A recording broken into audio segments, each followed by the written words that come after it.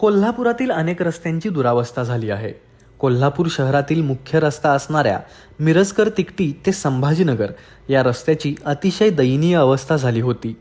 ही बाब लक्षात घेऊन शिवाजी पेठेतील पद्माराजे महिला संघटनेच्या अध्यक्षा सरिता सासने यांनी प्रशासनाचे या रस्त्याच्या दुरावस्थेकडे लक्ष वेधण्यासाठी स्वतःच्या वाढदिवसाचा केक संघटनेच्या महिलांसह बालसंकुल समोरून जाणाऱ्या या रस्त्याच्या खड्ड्यात बसून कापून आगळे वेगळे आंदोलन केले होते.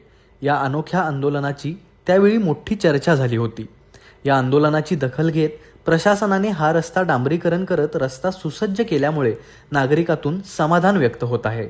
तसेच पद्माराजे महिला संघटनेच्या अनोख्या आंदोलनाला यश आल्यामुळे अध्यक्षा सरिता सासने यांच्यासह संघटनेच्या कार्यकर्त्या महिलांचे देखील परिसरात कौतुक होत आहे.